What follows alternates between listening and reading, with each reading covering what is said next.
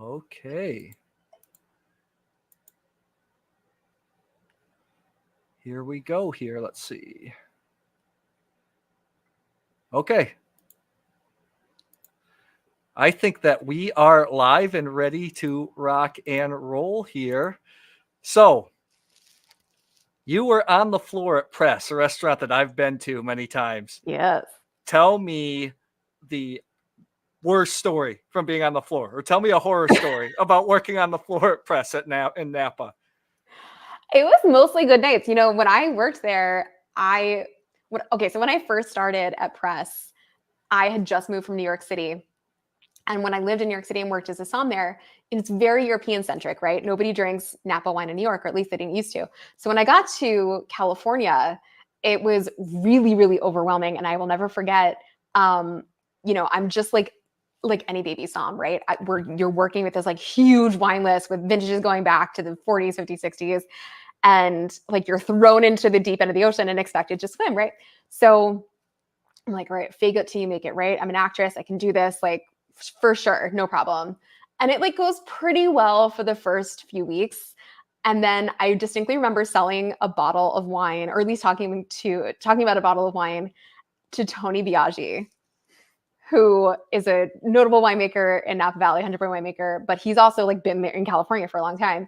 And I will never forget, he starts asking me a question about this wine, and I totally fake it.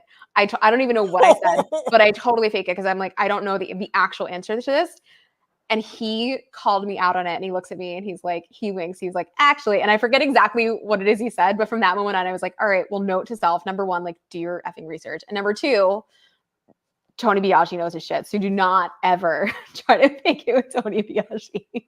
I think in wine communication, I've seen that so many times. I know I've been caught in that too, where you're, especially early on when you don't know anything, you think you should know, so you just BS your way through it. But it's not a good. It's not a good. It was a good lesson learned. It was a good person to learn it with, because like Tony, if you've ever met Tony, it's like to meet him is to love him, and he's just the most wonderful human being. And he did it in the most charming of ways. But it taught me as a som, like it's better to just say, I don't know, but I will find the answer. And like from then on out, like that was sort of my MO. And, working with Kelly, working with Scott, like they were really supportive of like, yeah, if you don't know, like this is like a crazy amount of history that you're expected to know. So if like you don't know, then like someone has the answer. But also like how cool to be serving these wines to the people that know the valley. They were there with, they made them, they worked in these vineyards. So, I mean, it was really cool at the same time as it was incredibly humbling. We're with Amanda McCrossin, aka Som Vivant, across all social media. You've worked in a restaurant for a long time. You were a wine director. You've got probably the biggest wine TikTok account in the US, probably one of the biggest wine Instagram accounts. What do you think it is that's allowed you to connect and communicate wine effectively with people? Because it's something that a lot of the wine industry just has not figured out. So, and even wine drinkers don't even know sometimes what they really want. Well, it's my winning personality, obviously. Yeah. No. I don't know. I didn't grow up in a wine drinking house. Like I often joke that when people are like, what was your wine collection like growing up? Like our wine collection was literally a ski closet. Like it lived next to the washer and dryer. You walked in, it was like everyone's ski suits were there. I think there was like a shelf that my dad eventually built that had like Baileys and like probably like a bottle of Absolute, and then like whatever wine someone would gift us, and maybe like occasional bottle of like box wine, but like that was it. So like I didn't know wine growing up, and I always thought it was this sort of generational thing, like you had to be born into, in the way that you are born into wealth, but like your grandfather just passed down to you. So when I got to New York and I started talking to people about wine, because I was working in restaurants, I just had this feeling of like take a deep breath, like someone is here to guide you, but also like it was almost my responsibility to like take it and dissect it. And then the other part of it is my father, who I love so much, he's an engineer, and he like, I remember bringing math problems home from school to him, and he would like literally spend hours on these math problems, and he would like over dissect them. So to the point where I would then have to like distill all of this crazy information down into something that was understandable. And I think it kind of became my like superhuman skill that I could take complex information and just like simplify it so that I understood it. So I think it was just this combination of like my ability to do that, and then this notion that like I didn't have wine growing up, so I know how it feels to feel like an idiot when you're talking about wine. So I don't know. I think it's just that combination. And then my background's in theater. So there's that added bonus. Well, it's so funny because I think a lot of people in wine, first of all, people that are drinking wine don't want to ask the tough questions or don't want to look stupid. Mm-hmm. And also the wine industry has had a hard time kind of dumbing down information Yeah. in a way that they don't look so pretentious, but in a way to make it simple. I feel like you've found a pretty decent formula. You want to speak on that? Yeah, no, I think that's the problem. Inherently, people want to dumb down information and like, say what you want about the human race, but like they're not quite as dumb as people make them out to be. Like I think people want to be brought up. And so if you give them information that they can synthesize and contextualize, I think that's really the key. So making it relatable to their everyday life. Like you can tell someone that the champagne vineyards are super chalky and that, if you drink Chablis, like there's Cameroonian soil there. But it doesn't matter if you can't give them a reason to care. So I think that's to me is like the biggest problem that we have in the wine industry is that we're just throwing information at people that makes absolutely no sense in the context of their own lives and expecting them to not only remember it, but also apply it to something that they don't have any context for to begin with. So I think there's contextualization, and then there's a language barrier, which is also another whole thing, which we're going to talk about. We have a wine that, definitely requires some level of reading another language. What is it that you think that you've seen in practice, being on the floor and through social media? I see you respond to almost all the comments. What is it that wine drinkers really want? What are they actually really looking for? Value. They just, and it's not even value in that like they want cheap wines. They just don't want it. They want to feel like their money is well spent. I think it's like any sort of commerce good, right? I think people just want to make sure that they're not frivolously and stupidly spending money. So whether that's, connecting with the story, resonating with the people that make it, even finding ways to pair it with food, I think like that's what people want when they're drinking wine. It's not related necessarily to a price point. I think that we've seen trends ebb and flow in terms of how much people are spending on wine, but like what really hasn't changed is this idea that like people buy wine for the story. It's just a matter of like figuring out which story they're going to relate to. Isn't it funny that people say they want value, they want to buy the best wine they can for the best price? That's what we all think. But then yet, like you said on social media, or you see, I know I've been in this situation before when I was in Singapore and making a little bit of money. When I go to the restaurant, I wanted a nice bottle of wine at the table, not Petrus or anything like that. But in social media too, all like sensationalized or wines that are aspirational, that stuff does better. What that's I understand what you're saying, but that's where I see a little bit of disconnect, and I just haven't been able to put everything all together yet in that regard. Yeah, I mean, it's like anything, right? Like people buy things for all different reasons, right? Some people buy sneakers because they need to run faster. Some people buy sneakers because it's a collector's item. Some people buy sneakers because they just want to be comfortable. Like to put wine under one umbrella and think that it's one size fits all is ridiculous when it comes to marketing. So like, you have to figure out what consumers want at the very end and then figure out like what demographic do you fit into. I think I don't make wine, so that's just my. I love your story about sneakers, by the way, because people know that I played basketball pretty competitively when I lived in Singapore and I was playing in this professional amateur league. I bought a new pair of sneakers like every week. Whatever the new pair is, I had the brand new set of sneakers. But if somebody's asking you, okay, Amanda, Miss Vivant, I want to learn about wine. I want to learn about the wonders that wine has to offer. What are the wines or grape varieties that you would suggest them to try? Oh, well, I do believe in drinking promiscuously. That was I love that. That was a phrase borrowed from Vanessa Collin, who used to host this podcast with me.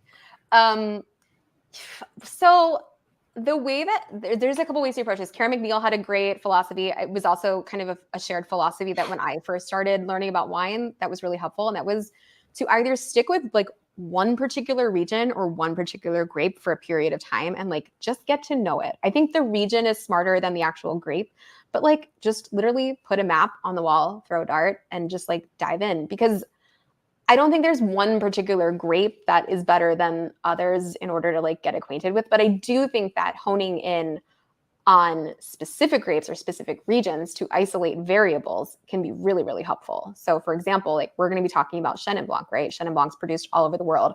So if you wanted to spend an entire, 2 weeks, 3 weeks on just tasting all the different Chenin Blancs of the world, you would get like a really good idea of what Chenin Blanc tastes like, not only from all the world, but also like how different climates and how different soils can affect it. And so you can kind of dive down the rabbit hole a little bit more easily than if you're like kind of scattered and trying to figure out like, well, what does Chenin Blanc from Savennieres taste like versus Chardonnay from Burgundy? Like those are too many variables to deal with when you first start. So I think like honing in, focusing, and then you gotta eat, you gotta snack with it because you gotta see how wines play with food. That's so important. I think I learned that too late. I don't think I realized how important that was because it really does change your perception of like, how foods feel versus how acids feel versus how sugar, like I think all of that really plays a role into learning about wine. By the way, can we drink on the— Yes, but unfortunately, we're going to get right to the wine. But unfortunately, the thing about food and wine, it's unfortunate for me. You're nice and petite.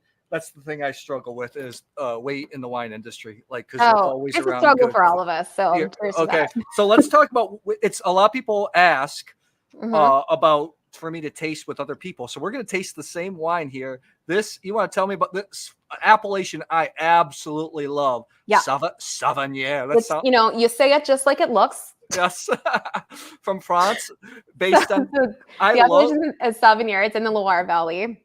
I love the pronunciation of the like we say Chenin Blanc, but I love how the French Chenin. So tell me a little bit. Get the pronunciation police involved, please. Yeah. So they're always after me. You selected. Oh, I'm always getting pronunciations wrong, and people are commenting, and I'm always like, I'm changing countries all the time. Hungary, Portugal, Italy, France. Okay, sue me. All right, tell me about why you chose this wine. Yeah, well, so this is, for those who are watching on Matthew's channel, this is actually a crossover episode that is going to be published on my podcast, Wide Access Unfiltered. And with that podcast is a podcast wine club where we pair every episode with a wine.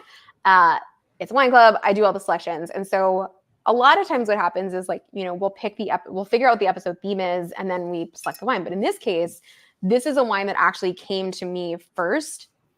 And then we were like, how can we leave this in? Because this is actually a direct import. So Wine Access imports this directly, which is why you're not going to see this a whole lot of other places. And when I tasted it, I was like, this is phenomenal. I love Chenin Blanc, and I love Chenin Blanc from Savennieres. Like I distinctly remember one of the first times I had it was back in New York, and it was the Clos de Papillon. And that, if you've ever had that wine, oh my gosh, it is like, you smell it, and you're like, it's just like jumping out of the glass. And it's all of these things that you've never smelled in wine before. Like it's appley, but it's floral, and it's like perfumed. And then there's like, it smells like butterflies are like having sex in your glass. Like that is we have to be, before we taste the wine, I love that you use that because these are like things like sex is, that's something that connects. There's a reason why, sex, drugs, alcohol, violence sells. Something that's inside of us that we want to express. What do you think about descriptors like masculine, feminine in wines? You okay with it? Like I've had some women completely get on me about it.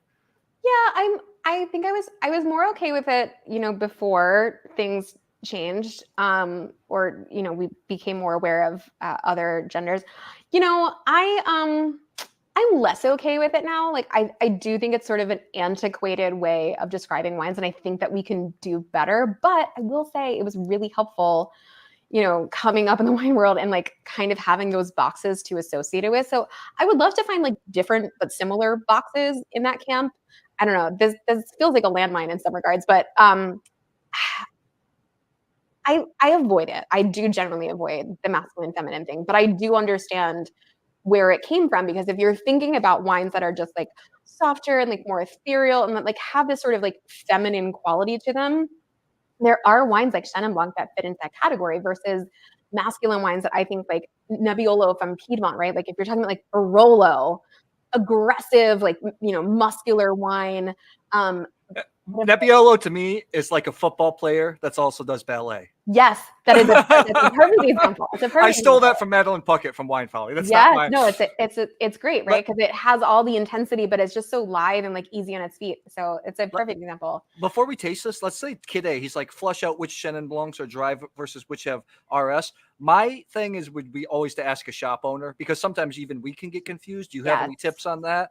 No, I have no tips other than like it will say like occasionally we'll say like sec or something on it. Yeah. But yeah, I mean, Savenniere, the thing with Chenin Blanc and especially like Savenniere and even Vouvray, which is another appellation that Chenin Blanc can come from in the Loire Valley, they can have this like perceived sweetness thing, right? Where it feels like or it smells like there's sweetness, there's actual sugar, and then you taste it and it has all of the flavors that we associate with being sweet, right? There's honey, there's dried apricots. Like there's all of these things that normally in our normal everyday life actually have sugar, but this wine is bone dry, right? There's actually no residual sugar because all of the sugar has been consumed by the yeast and turned into alcohol. So, you know, I think Chenin Blanc can give you, when people are like, I like sweet wines, but I want to navigate to dry wines, this is a really good wine to do that with, because I think it gives you that hint, right? Like even when you smell this wine, and by the way, this wine is actually too cold right now. So this is let's let it, because I want to touch on this.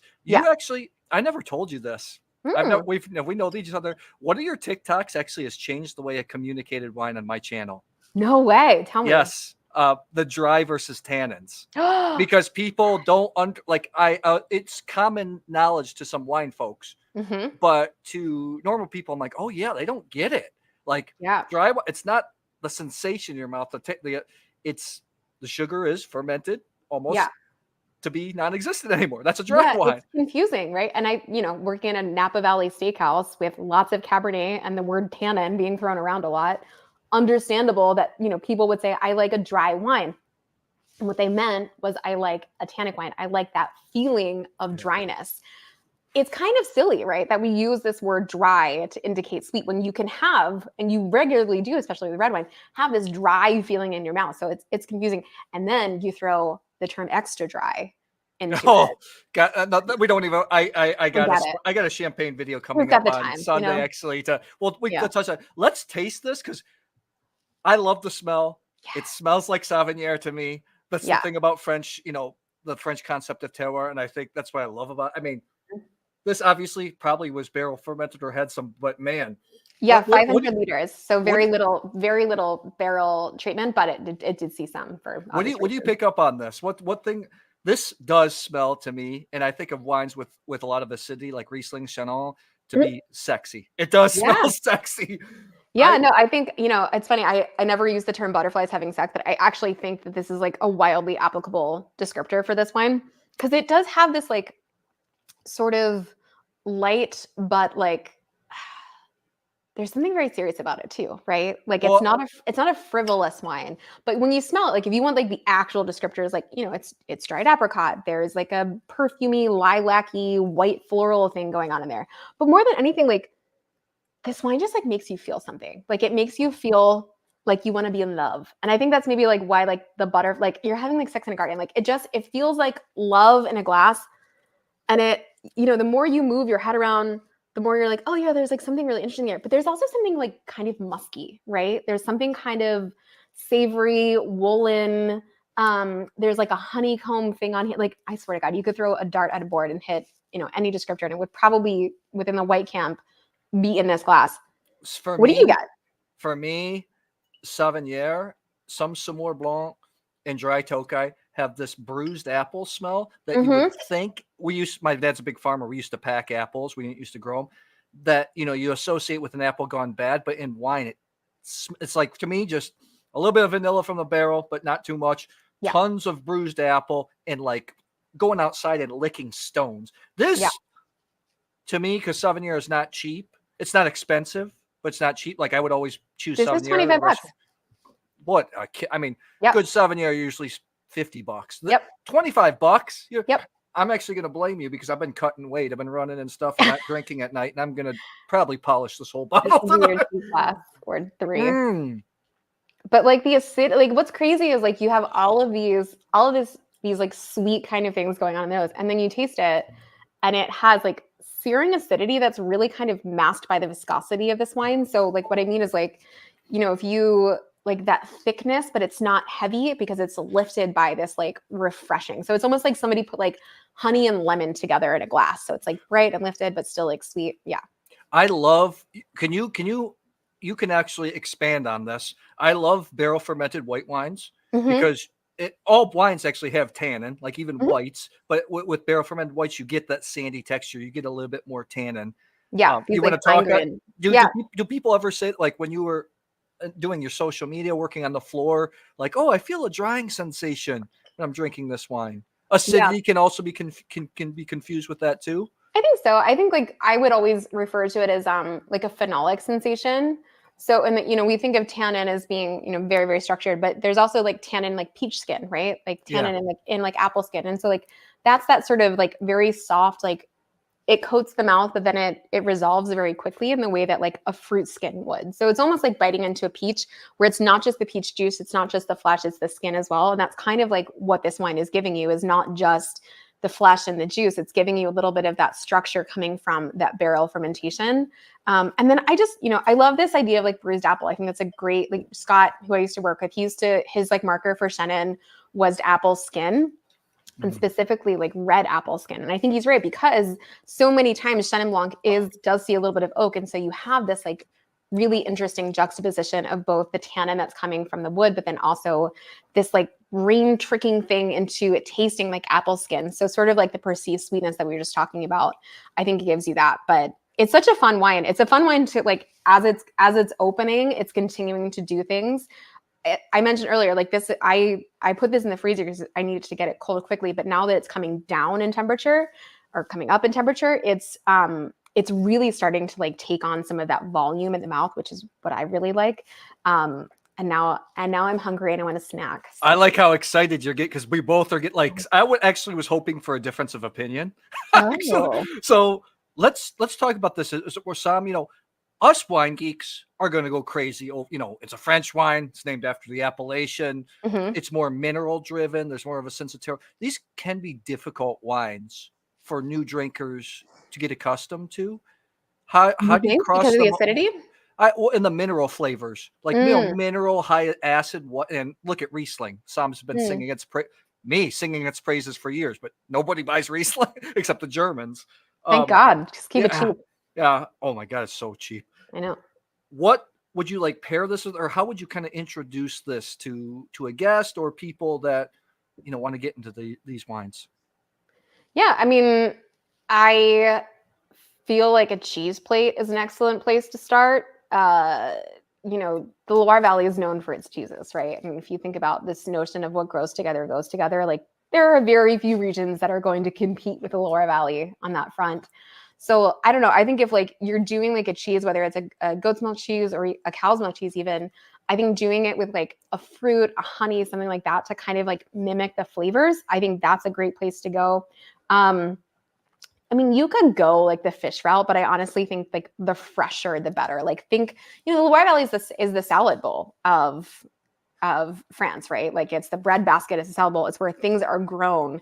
And so I think if you think of like fresh bread, fresh salads, all of these things that you would like picnic with, like that's what you should pair it with Chenin Blanc. So if you can, I think the moral of the story is like, if you can put it in a picnic basket and take it to a park and eat it, that's what you should have. Somebody's gonna be like, I actually take a brisket to the park. And I'm like, well, enjoy yourself. Yeah, but I mean that's a little bit difficult. Let's get to so first of all, thank you so much. How does Wine Access like work? Like I thought like you had some specific labels like non-producer wines, like people put that custom labels together. How does it work?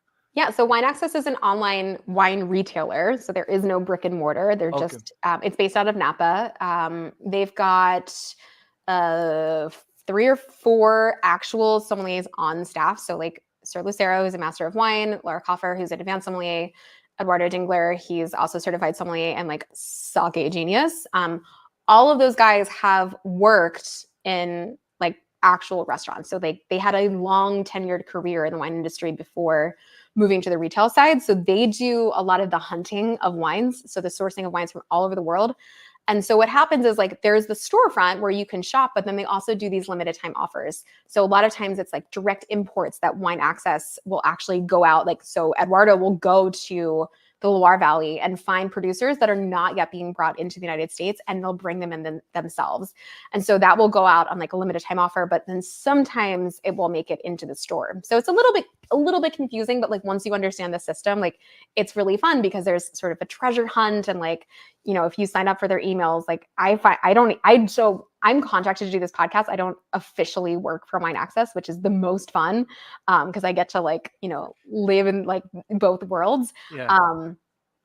Like as a freelancer. But what I love is like Wine Access really does find some amazing wines from everywhere. So like they'll direct import champagne. And then I think what you were alluding to is the NDA wines. Is that where you're kind of? Yeah. So the NDA wines is a really interesting notion that I didn't even know existed until I moved to Napa and I started working with Wine Access.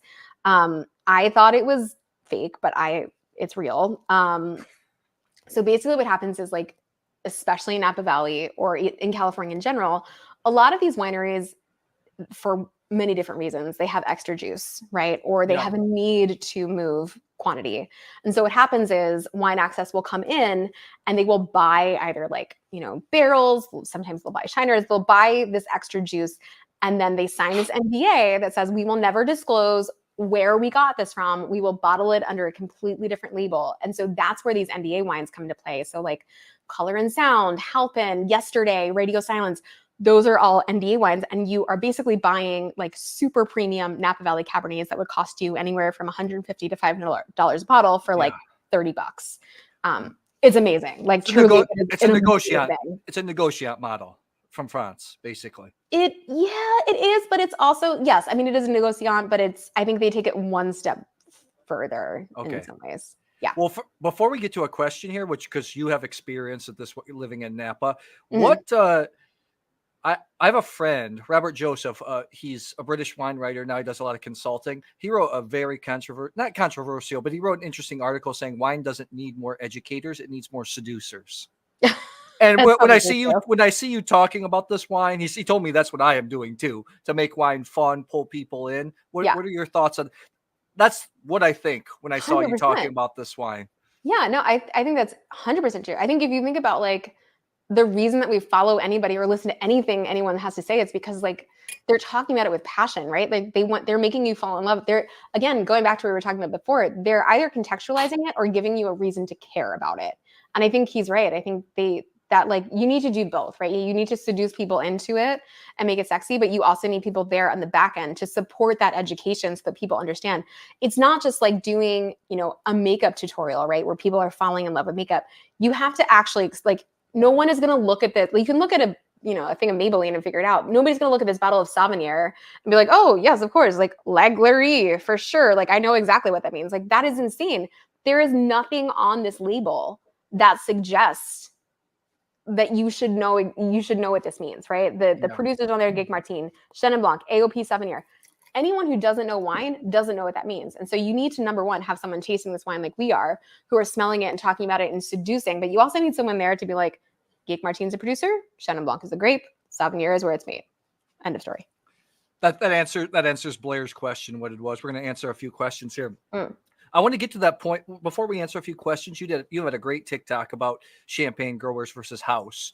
And you talk about specifically how champagne's one of those appellations that has a lot of information on the label. But we're not talking about champagne here. We're talking about what you just said. There's a lot of information on a label, but what frustrates, I think, a lot of drinkers is it doesn't tell me if I'm going to enjoy the wine or not. Yeah.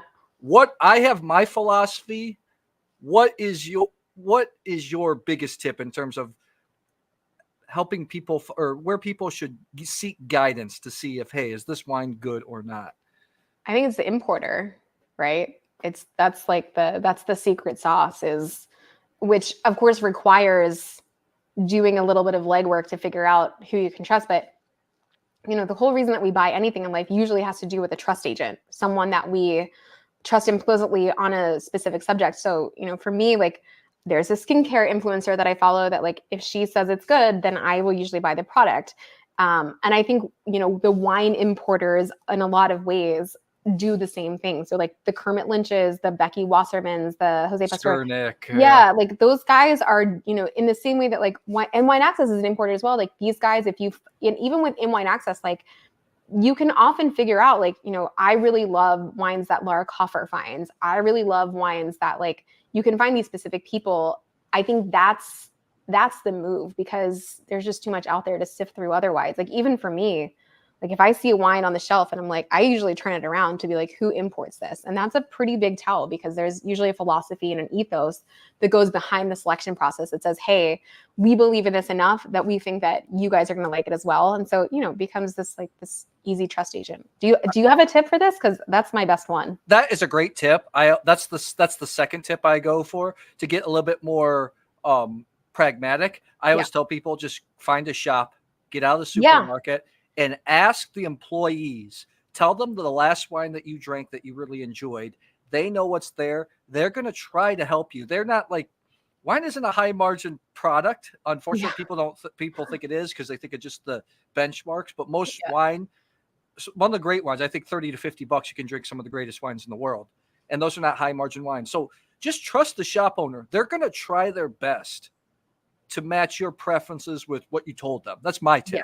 No, I think that's a great tip. I think the same goes for restaurants. Like this, in the same way that the shops know their wines, like the somms who build your wine list at restaurants, like you don't need to go to Vivino to get the aggregate score of whatever wine in the list. Like you can just ask to figure out, because they know, right? Like that, first of all, that wine probably wouldn't be on the list if they didn't think it was worth being there. But also, like, we all have our favorites. Like usually we're all tasting, even if you're not the wine director, usually all the somms are like in on the selection process. So like just ask. I've got a hot take on somms, and I don't mean this to be insulting, because Did I brace myself? I think you would probably be great. And I think it's different for me going into a restaurant. I find that the great somms actually are asking questions and listening instead of just telling. I found all too long, even in really nice restaurants, somms not really hearing my question and just spouting out all this stuff. And I don't say I'm working in wine or I'm in the wine profession. Yeah. And also pushing tasting menus. That will just irk me to death, as a somm's pushing a tasting menu on me, especially when I'm ready to buy a bottle. Like a wine pairing? No, yeah, usually, because I feel like a lot of times it's stuff they need to get rid of, or it's kind of mid-price wine, especially if there's a good wine list. I want to select what I want to drink. I've had too many bad experiences with tasting menus. Oh, that's a bummer. So I don't know what your take is. Like, let's go with that, because you could prove me wrong. Tasting menus. Tell me how much work it goes into it when you're working at a restaurant. So much work. I mean, the tasting menu is like really, if you want to learn about food and wine pairing, like 101, do the tasting menu with the wine pairings. I would say, with the exception of maybe like 1 or 2 times, I've had amazing experiences with wine pairings in tasting things that I never would have put together. For example, I was back when, before Ever, which is the 3 Michelin Curtis Duffy restaurant in Chicago. It was just featured on The Bear. Yep, it was great show, right? So back before he had Ever, he had this restaurant called Grace, another 3 Michelin starred restaurant. And we went there. I did not have enough money to be at that restaurant, first of all, but we did the wine pairing. And on the very last dish, last savory dish, they did this Wagyu with a bougie Cerdon, which, if you're listening, you're like, I don't know what that is. Very few people do. This is a very esoteric sparkling wine from the Savoie region. And it's a slightly sweet, like pink hued sparkling wine. And I remember I had it before, because when I worked in New York, I worked at a restaurant, and I loved it. And I wanted to have it as a dessert option. And the owner was like, absolutely not. Like, it will not sell, which in fairness, she was probably right. But I go to Grace and they serve me this Wagyu with this bougie Cerdon, this slightly sweet pink sparkling.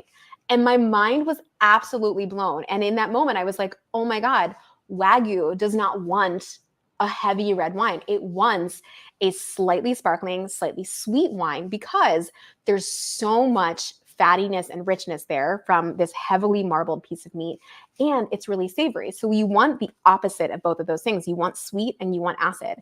So having that pairing kind of changed how I viewed not only like this wine, but also how I'm pairing food and wine in general. So I think you can like, those are the places where you can have exceptional experiences because the somms are working with the chef, they're tasting the dishes, they're experimenting, and they're the ones who are able to take, you know, hundreds of risks because distributors are dropping off bottles. And so they can taste lots and lots of different things and figure out what works. It may not be like your favorite thing. And it may not be obviously the fanciest bottle because, by the way, like this is not an expensive wine. Bougie Cerdon probably costs $20 retail, if that. And this particular one is imported by Kermit Lynch. So so you know, it's good. Yeah. So I think there's moments like that where people go into a wine tasting or wine pairing experience thinking that they're going to get really expensive, lavish bottles. When in reality, like a wine pairing is really just designed to accentuate the food or to make you, you know, take a left turn with the food that's sort of unexpected. So that's kind of my take on it. I love ordering bottles. Sometimes I just like, I don't want to have 7 glasses in front of me, and I totally respect that. So sometimes I will just order a bottle of wine, but I think you can have a really fun journey. And I think the other thing is like suss out your somm first. Like if you're vibing, if you feel like that's your person, like go with the wine pairing. Like you're likely to have an incredible experience and discover things that you never would have discovered otherwise. Well, first of all, I'm the geekiest of geeks. And I haven't had a Bougie Cerdon. I actually have never had one, and I love I love Lambrusco. I love Lambrusco. Good Lambrusco. Yes, we just had Lambrusco in our last shipment. And I love how you're talking about it. I love how passionate you're getting. Especially, it's so interesting to see you live and maybe more impromptu versus curated content. Let's answer. Okay. I want to get to an important question, but I want to answer this because this is in your backyard. I think Feng Kerr. He asked the specific, and this is a winery everybody knows. He's like, "What do you think about Stag's Leap Wine Cellars?" They're owned by Philip Morris, is that right? They're owned by a tobacco company, if I remember right. Are they? That's news to me. I don't they're know. owned by a tobacco company, and then Warren just died, right? Recently. Yeah, no, I thought. Well, so Stag's Leap Wine Cellars. I always confuse the two. Not Stag's Leap Winery. Stag's Leap Wines, the classic, that one that was So they were owned by Saint Michel, and then I think Antinori just bought the remaining stake, if I'm not mistaken. So what do you think about the wines? They're beautiful. Yeah, I think they're so good. I mean, the hardest thing about those wines is that like if you taste like the Fay Vineyard, if you taste what is it, SLV, the one that was in the Judgment of Paris. Yeah, like if you taste those wines young, like they're very Stag's Leap, like they're true to the place, which is incredibly tannic, so structured, that gives you that intense dry feeling. I think those wines just take a really long time to come around. And so for me, I'm not drinking those wines young. I want them with age, but I mean, that's just a personal preference. I mean, they're beautiful. Stag's Leap wines, Stag's Leap, the district, so unique because it's on the valley floor, but I get from the wines tobacco. I feel like they're the most tobacco-y out of any, like Oakville next door is a little bit more broad, a little bit more It's the biggest showgirl of the Appalachians. All good wines though. Yeah. I agree with you. Stag's Leap is like, I mean, there's that wind that like basically comes through every afternoon. So you get thicker skins, which is going to give you more of that tannic structure, which I think, allows you to really feel the skins more than you do like the juice in some ways. And so I think there is a lot of like tobacco qualities in those wines. Let's shift gears a little bit. I want to ask you about what do you've got one of the biggest wine Instagram accounts, probably the biggest wine TikTok account. Tell me about your experience, something I can never experience being a woman in the wine business. I mean, I get offers to like have sugar daddies all the time. So it's on me for not, I've never had like Chateau Le Pen, or just Le Pen, but it's probably on me for not taking up those efforts. I think the biggest thing, and I feel like you see it even more now, is the like, how do I put this? I have a lot of, I've been in the industry as a somm for over a decade. I like to think that I know a thing or two about wine. I don't know everything, right? And we're all here to learn. But I find in the comments, like, it's never a female that's coming in and be like, actually, this wine was produced in 1977. And like, the mansplaining of it all, like that, like the correcting or like the coming into my comments to like come to the rescue of people who are asking questions before I can get there. Like, I find that to be the case more so, as a female than as a male. I'm sure like the men in the audience who maybe have an Instagram or TikTok maybe deal with it the same, but it's just so funny to me that like, without fail, it doesn't matter like how much experience you have in the world as a female, like there will always be a man there to like let you know that it's okay, sweetheart, like we've got you covered. Well, when I started my project, I was with my longtime girlfriend. So she's a tiny Asian woman. Best palate, actually, she's not my girlfriend anymore. Best palate I've ever tasted with. I feel like could out taste with, and I actually prefer to taste with women. When I judge competitions, I learn more from women enologists. I think what's hard, can you speak on this? Because you're a wine Instagrammer. Although I think you're the best. Like your content is very, very, very good.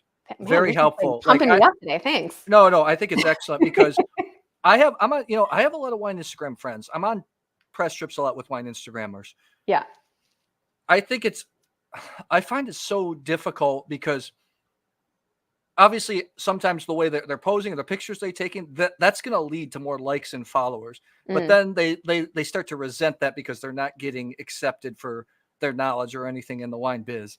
And I find that an interesting, on the flip side, it can be frustrating for a man or maybe sometimes some older women. Like I heard a pop study once that says if a man has 10,000 followers on Instagram, it's almost equivalent to like an attractive woman having 100,000. So like, cause it's a visual platform. I don't know if you want to speak. I think that you're the best I've seen. And I'm not just saying that cause you're on here. And that's why I wanted you on here. You're the best. You're obviously, you're an attractive woman, but you're the best at not leaning into that fully and giving value. Actually giving knowledge and value. You don't want to speak. I'm sorry about my rambling a little bit. I wonder if you want to speak on that a little bit, because I'm sure you have a lot of friends in the biz I mean, too. I don't know. I think like you always, even in hospitality, you sort of like dance this weird line, or you toe this line of, having to be attractive. And I'm not talking like physically sexually attractive, but like being attractive to your guests. And so, towing that line of like making sure that people like you without crossing it is like, it's really hard to do. I don't know that like, I think at the end of the day that like if it feels uncomfortable, if it feels like then I have to pull back. I have to either not post it or delete it or whatever. I'm also very private. And I think that's the biggest thing is like, I don't post my personal life on my Instagram. So people don't know, what my marital situation is. Like maybe eventually they will, but people have never seen my significant other. So I'm also, and my family doesn't really make it on there a lot. So I think I have this like sort of hard line of making sure that like I'm delivering content in a professional, but a quote unquote attractive way without giving too much of myself over. In some ways, I think maybe that's how you toe it. I think you just can't give everything of yourself. And that's how at least that's how it's worked for me. I think, I don't know. Well, you're by DM, so maybe I'm not doing that good of a job. I mean, what people don't know, one of my fascinating hobbies is I read a lot of evolutionary psychology. I'm fascinated with men and women intersexual dynamics, and I think, like I said, I think that you've done the best that I've seen at it.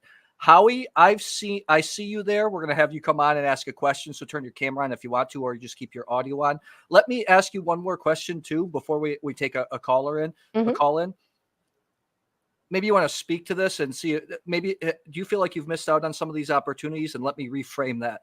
I feel like at stuff like wine events, tastings, press trips, that kind of stuff, the best stuff always happens. Where you're going to get the best stories, the most inside information when everybody's had a few drinks. And I just I've known this because, I said my ex-girlfriend in the business was a tiny woman. She didn't want to be involved in that after us. And I see that. I totally get it. And then I feel bad sometimes. Some of my women friends, they want to partake in the stuff, but they can't sometimes, and they have to duck out. Do you feel some of your experiences there? Sorry to turn my notifications off. Yes. I talk about this a lot. I am really, really careful about how late I stay to things and what I subject myself to. Are there good stories? 100%. Do you network? 100%. Does the upside weigh the potential downside? It doesn't for me. It doesn't. I think that there's other ways for me to network and to get ahead, and it's not going to happen at 2:00 in the morning at a wine bar. It's just not going to happen. I think I've learned the hard way a handful of times. And after that, it's like, it's not worth it. Like whatever you think you're getting out of going and out of meeting people, like there's no, people are drinking. It's just the nature of like what's going to happen.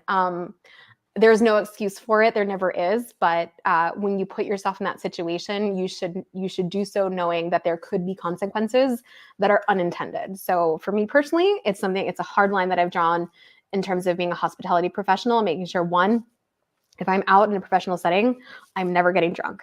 I will drink, I will sip, I will have a glass of wine, but I will never be drunk, publicly drunk.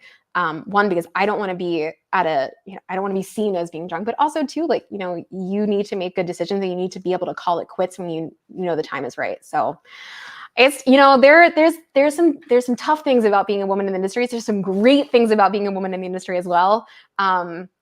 Just like anything in life, like your gender does dictate a little bit of what you do, but there's always ways to navigate around it. I totally get it. Let's shift gears. I just wanted to get into that. Oh, I had somebody, guys, anybody that's in the Grand Reserve channel member, I left the link in the community tab. You can come up on screen. Howie just left. I was going to give him on. Let's taste our next wine together. Mm-hmm. We pick separate. So what selection you have? You can tell me what to choose from, and I'll ask you which one I should open. Okay. So I'm at my parents' house right now because we lost power last night. And I decided to raid my mom's wine fridge, which, by the way, has leveled up from the ski closet. She has an actual KitchenAid under cabinet wine fridge.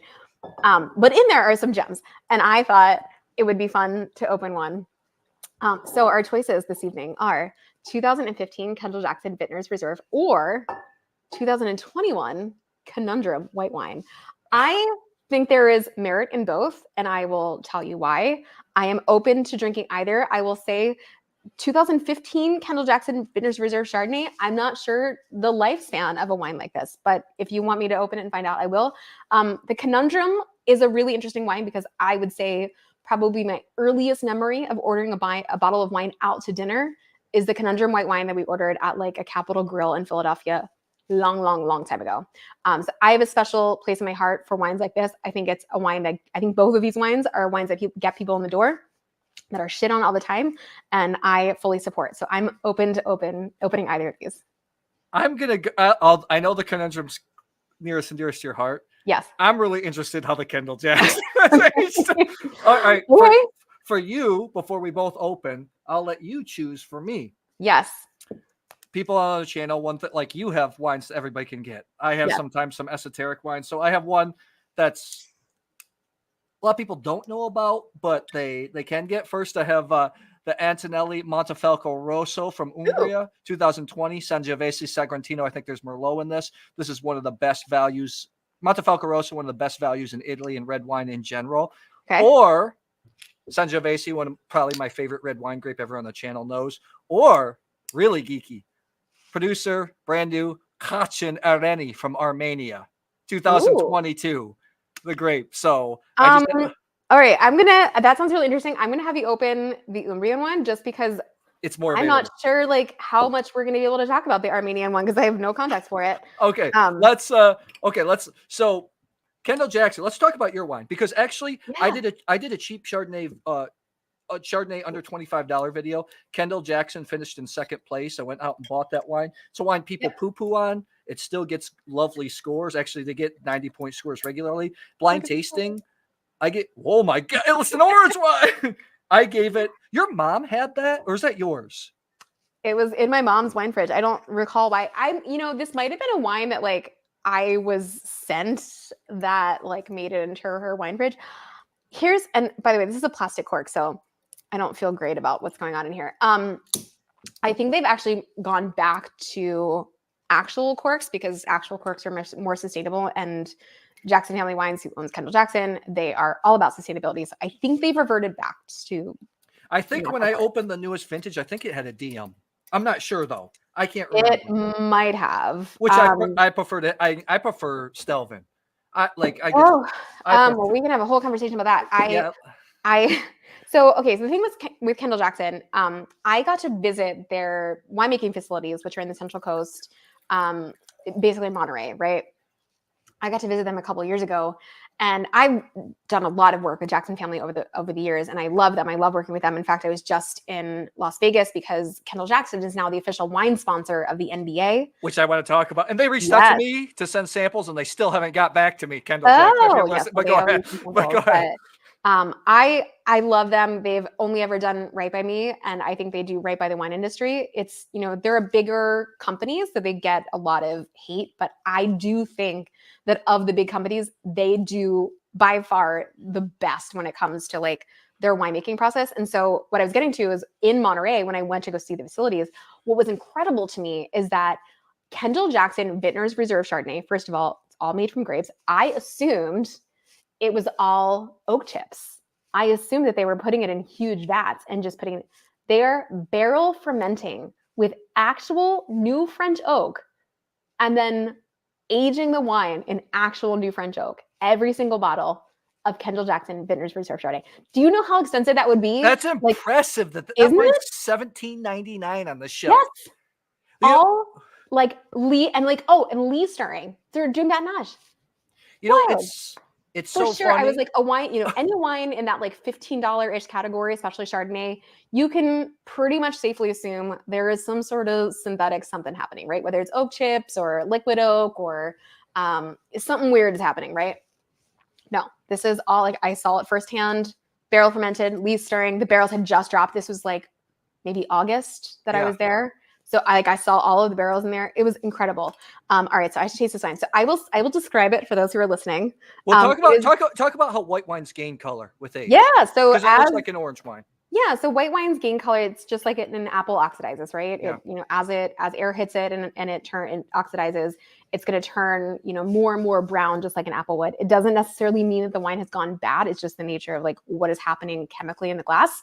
So this wine is kind of like an amber hue right now, which I don't love for a 9-year-old Chardonnay. But that's why I said, be honest here. Be honest. Yeah, but I will, that plastic cork.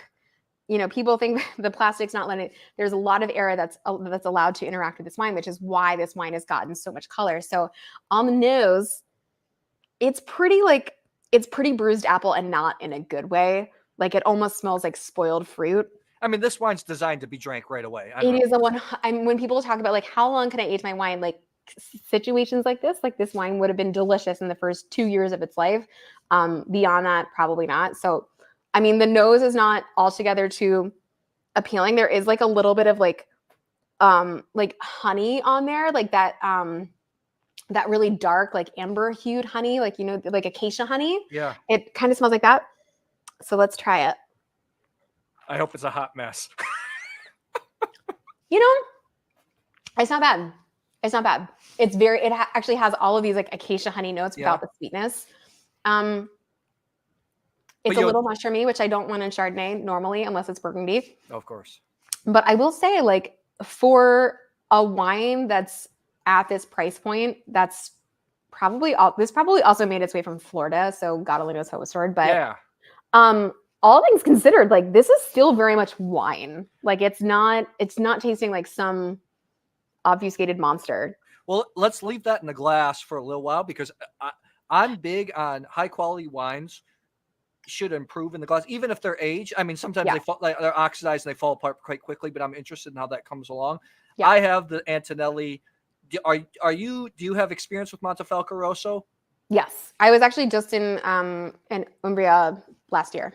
Yeah. I mean, I go to on Premier every year, Anteprima. It's one of the best. Great. I mean, this wine, when you're in Italy, is like $12. In the US, it's like $19.99. Sangiovese, Sagrantino, you can put Merlot, Cabernet Syrah, like some Colorino, all that other stuff in it. Mostly Sangiovese. Yummy. Oh, God. Do you know this producer, by the way? No. Pretty iconic producer for Sagrantino. No. Sagrantino is not, as much as I am familiar, I'm not overly familiar. I know Sagrantino to be a fairly brash grape. Like if you were to go back to that masculine feminine thing, like it's a fairly masculine grape. Like it's a cowboy. It's a cowboy. Yeah, cowboy's a good. Yeah, it's a little rustic. It's a little intense. Often like a little leathery. That's a good descriptor for.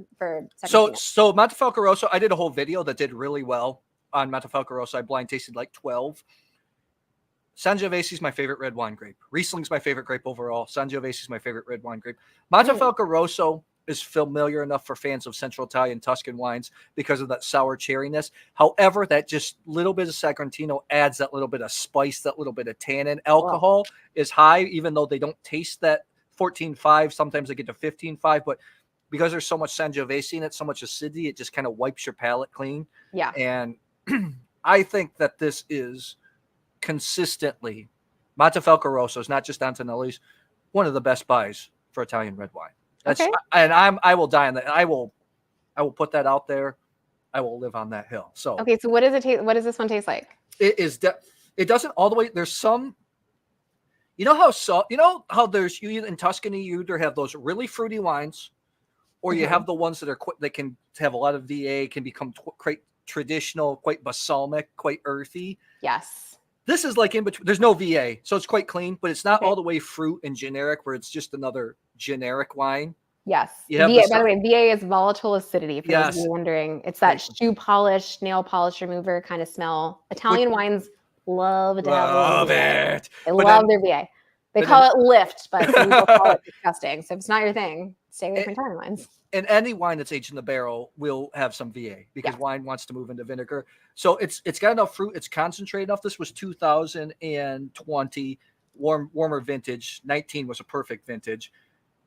It's full body, but it has so much acidity that it just wipes your palate clean. And Sagrantino, which can be pretty tannic. This is not tannic. Chianti Classicos, especially mountain ones from the ones Rada is my favorite village. The tannins can be quite hard. But this is not, because Umbria is lower elevation, it's warmer, so the tannins are quite round. I mean, this is fabulous wine. Good. I'm so glad. I went back to I'm gonna kick that KJ Vintage Reserve out of bed because I don't think it's going anywhere good. But I will say the Savenniere is getting the Savenniere better. I drank like a third of the bottle. That's how good it is. I mean, it's really delicious.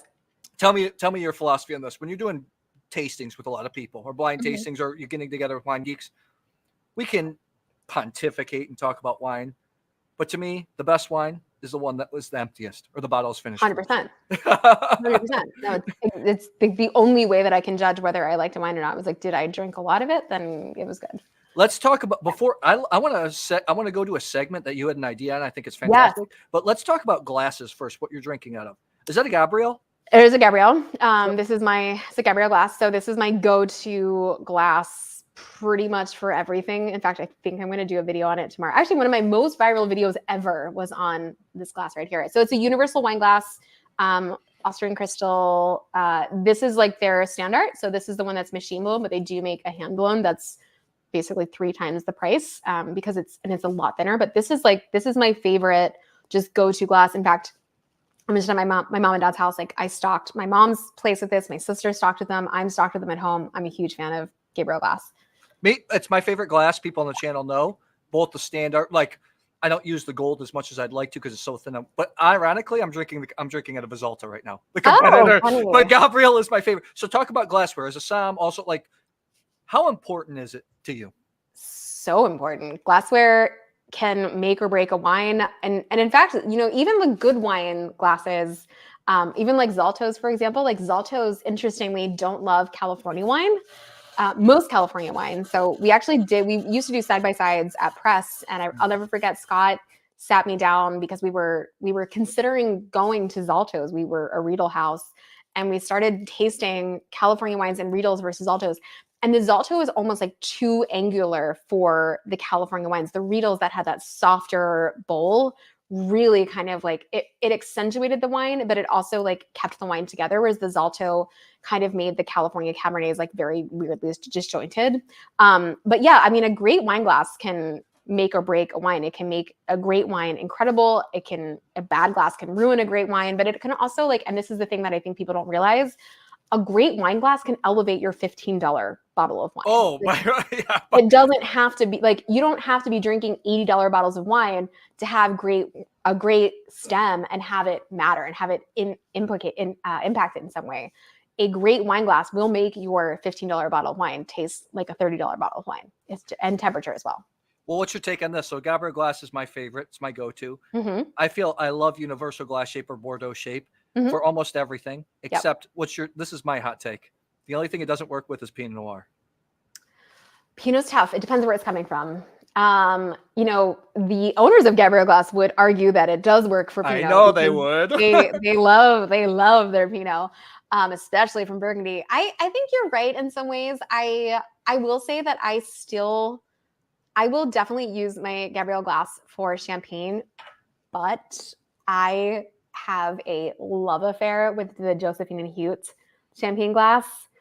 Wildly expensive and so over the top, but like I am telling you, like when I pour bubbles in a Josephine Hute, like it's perfect. But it's, you know, those are not the glasses that I'm breaking out like on an everyday basis. Like I went to try, I'm gonna give too much away. I went to go try on a wedding dress and I brought my own wine glasses with me with a bottle of champagne, and I brought the Josephine Hute because the aesthetic of those glasses, the way that they make you feel. There is something about that glass that I think works so incredibly well for champagne. So that was what I brought for that. But I will say, like my LBD, my little black dress, is the Gabriel glass. I love the. Yeah. I thought for a second you were gonna say your guilty pleasure for champagne was the coupe. Oh. No, I don't. You know, it's so funny. I was just at an event where they served really good sparkling in a coupe, and I was like, "Ugh, why?" You know, it's so funny. I was with Tat and Jay and a while ago with one of the owners, and they said, you know, it doesn't accentuate the wine's best, but because it's historical, we like to drink out of coupes a lot. Oh, that's so interesting. Yeah. You know, the coupe was really invented to take shots of champagne with. I thought it was the legend was it was after the It breast so of the legend I think is somewhat true, but also like the reason that shape even existed was because back in the day, champagne wasn't the quality that it is now. It was meant to like literally like you pour a little bit, you shoot it back, almost like you would shoot vodka. So that was the purpose of the coupe glass. Let's go to this segment. I thought you were really interesting. This is a segment that you usually do on your podcast. So now you're the boss here. You're in charge. So you lead this segment here. Yeah, so we on Wine Access Unfiltered, which is my podcast, my show.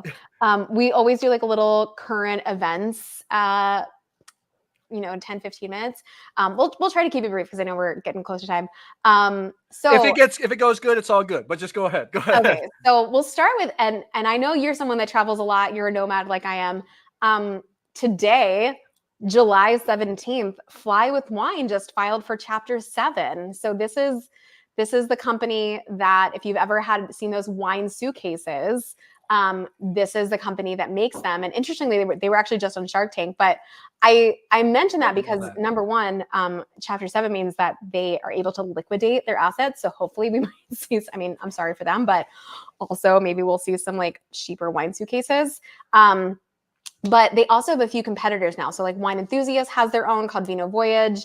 But I was actually curious off of that, what your favorite way to travel with wine is. Because I love that suitcase and that suitcase fits 12 bottles. They've always been perfect, checking on the plane. But do you have any other like hot tips on traveling with wine? So I do, because I bring back a lot of wine because sometimes I bring back samples from trips because it's easier to get producers to ship me or importers. I actually have some of those products from a different company my friend started. I can't remember the name of it because it's so long. So I bring those. Good friend, Matthew. Yeah, I know. I'm a great friend. I bring those to tastings. Like I taste with collectors every month. So if I bring 12, but for me, all I use are sleeves and clothes. I always go to a place. I know what my checked luggage is back, how many bottles I can fit back in. I'm bringing anywhere from 12 to 60 back into the US. Wow. And you're just putting it in suitcases? You don't even put it in like shippers? No. Sometimes I do. When I did 60, I did 3 shippers and then a couple suitcases.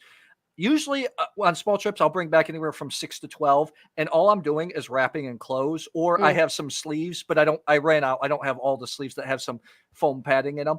And I actually, knock on wood, have never had a problem with a bottle. As long as it's packed tight and it's cushioned. Wine bottles are a little tougher than you'd give them credit for. What's your take on that? Yeah, I use the sleeves. So the Wine Angels, like you can buy them on Amazon. I like those because they've got the, what's it called? The bubble wrap in there, but also they're Velcro, so they're reusable. So some of them were when they first came out with them, they weren't reusable, which I didn't love. Now they're reusable and they're great. You just slide them in there and they actually like take up less space. There's some that I just ordered on Amazon that are like the inflatable ones. So I'm curious about those, but I find that that's going to take up too much space.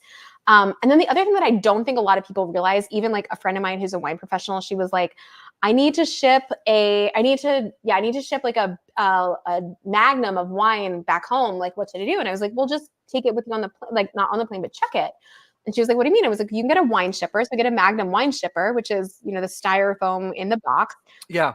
Up, right, fragile on there. You can check it. And I think not a lot of people know that you can actually check like cases of wine onto your plane. Yep. I've got status on American. So like back in the spring, I've been like gradually moving lots of wine with me. I fill up, all the wine shippers I possibly can. I tape them up really, really good. And I check them. I rate fragile and like, touch wood, I've never had any issue. The only thing I will say is use the styrofoam ones. Do not use the like biodegradable, like those cardboardy things that like are, kind of, what's it called? Biodegradable. So yeah, I'm still on here, by the way. I just lost my camera, by the way, so I'll have to keep this on here. Okay. I think a lot of people don't realize too that you can use, you can also use just the suitcase. If you have 23 kilograms, 50 pounds. Yeah. I take a like a carry-on bag, put some clothes in there, and I can get 12 bottles pretty easily on the way back. So that's my hot tip. Yeah. Well, I'm sorry the Fly with Wine is going out of business. I wish them well in whatever endeavor is next for them. The next order of business that we have, wine enthusiasts. This is very exciting. I'm sure you get a lot of DMs. I get a lot of DMs about which wineries to go to when you're traveling to a region. Yeah. Today, Wine Enthusiasts just launched a tasting room directory, basically like a resi for wine tasting, where you can go on their website, filter by region, and they'll show you all the different tasting rooms that are available. You can actually book right through the website. I think it's via Talk. And it shows you, of course, not only the experience, but also at the bottom, it shows you all the wines they make. And of course, the wine enthusiast scores that are corresponding, which I think is an enormous step forward for the wine industry and for wine travel. Wine travel, I think, is getting more and more popular. It's my favorite way to learn about wine. It's my favorite way for other people to learn about wine. And we really have sort of lacked a resource in this area for a long time. I've had a couple friends that have tried to start up some of those apps actually to get, and I think it's a great idea. But don't you think already hotel businesses, people don't realize how fragmented the hospitality business is. Yeah. So I don't know if that can work in wine. I'd like to think it can. I think it can. I know what you're talking about. And I've been really reticent to show support for any of these like startups before, but I think it's because it has been, they've like, oh, sign up this person. I think Wine Enthusiasts is going to be far more comprehensive in terms of like region, because you can already see on here, it's not just like California, like they've got Michigan, they've got Virginia, they've got tons of regions on here. And I think they have the resources to make this very comprehensive and accessible. So I'm very optimistic about this one. It's the first time I've been optimistic. Okay. That's well, I hope so. Wine Enthusiast has a database. By the way, I miss my really good camera because now I look like crap compared to you look great. We'll put a little bit in you. So that's the news. If you're traveling for wine, keep an eye on that. It just launched today. And last but not least, I thought this was very interesting. Pernod Ricard. They own Jameson, Beefeater, Absolute Vodka.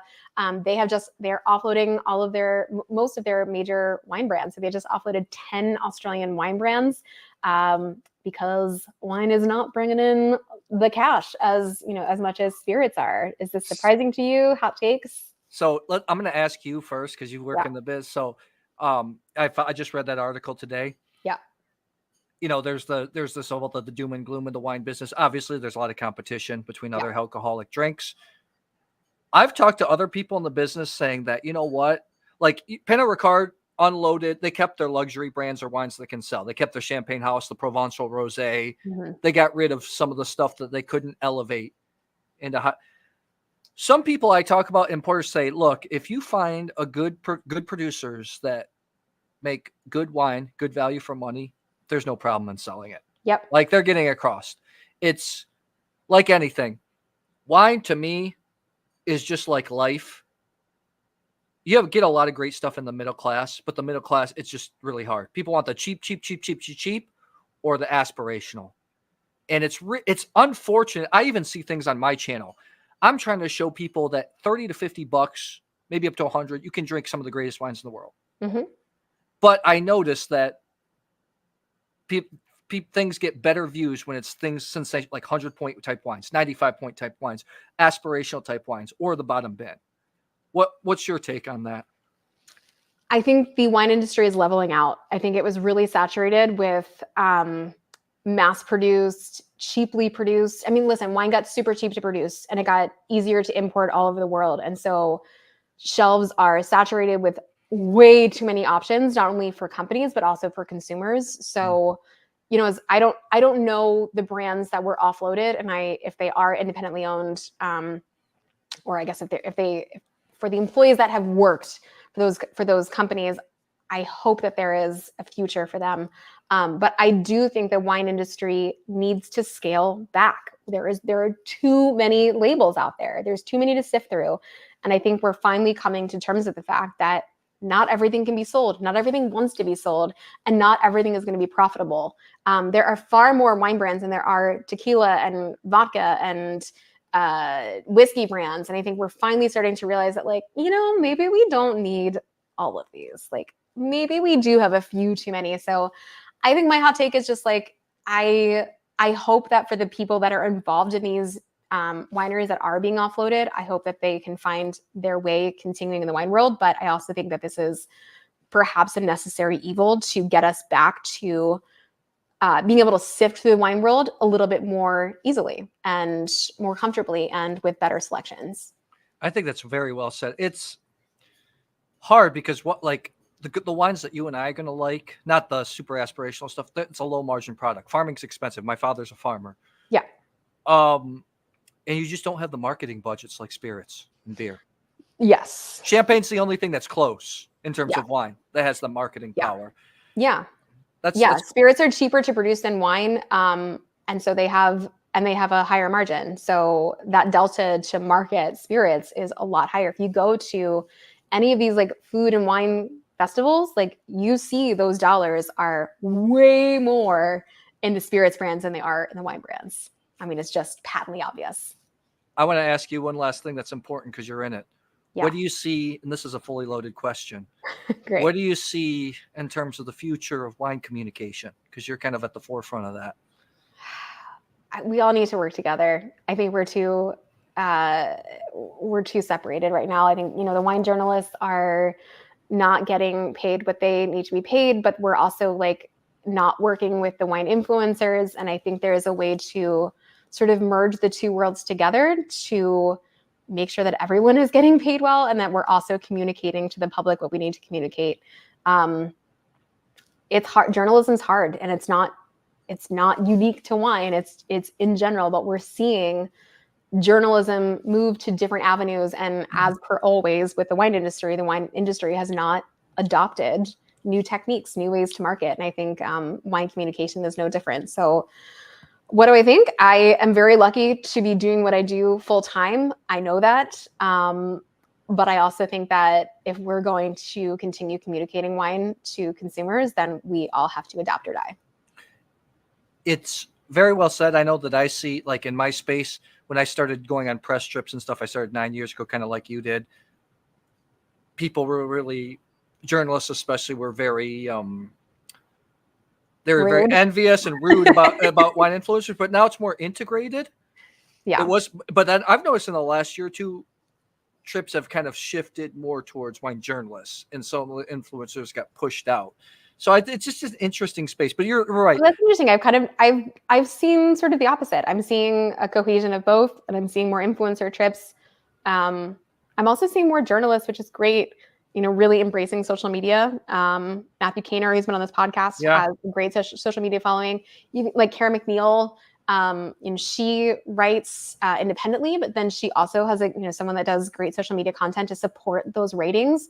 So I think we need to see more of that. Like, I think Matthew's a great example of someone who is writing for Men's Journal, and that's also publishing on social media to show, like, hey, this is the context of what we're talking about. But if you want to learn more, this is the article to go to. And I would love to see more of that. But I agree. I think the problem is, like, you're one of the few, like, both of us are doing this full time. That's like our livelihood. It's Mhm. quite rare. Like it's quite rare in this wine space. Usually people, it's a side job, or they're Yeah. retired, or they have somebody else, like they have a spouse, which, I'm not, they have a spouse that's also a second income. It's tough. It's a tough world. So Yeah. I mean, it just speaks to what you were talking about, Pen and Ricard. I mean, I think we got to find a way to make wine sexy again. I do too. I've been, as I said, I love working with Wine Access. They've been a great partner of mine for going on 6 years now.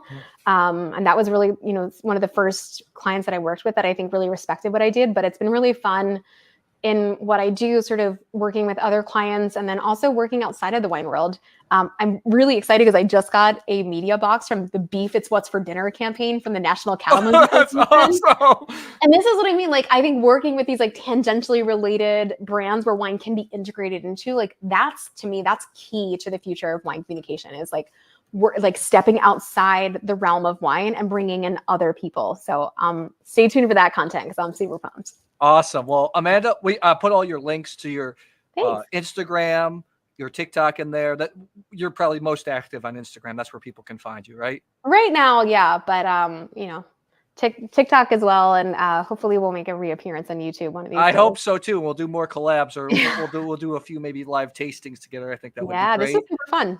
Thank you so much. I had a lot of fun. So thanks a lot, and we'll see you soon. Thanks.